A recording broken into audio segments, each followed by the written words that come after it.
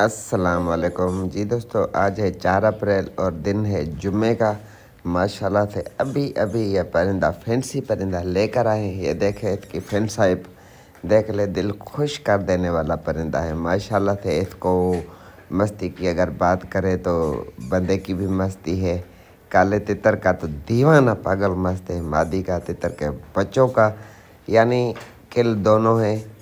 दुम नीचे करता ही नहीं है। कलर बहुत खूबसूरत, पेवर लक्का घांगस नस्ल का तितर है। माशाल्लाह फैंसी जिसे बोलते हैं। बुलारी अनलिमिट है, अनलिमिट बुलारी।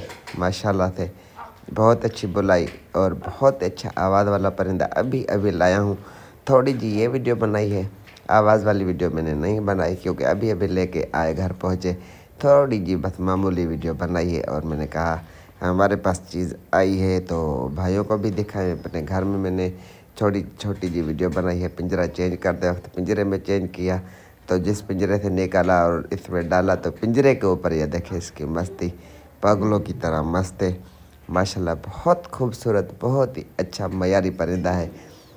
वीडियो पसंद आए तो वीडियो को लाइक शेयर और भाई के चैनल को करें सब्सक्राइब, क्योंकि ऐसे परिंदे आपको ख्याल एजाद ही दिखा सकते हैं, ला के दिखाते हैं।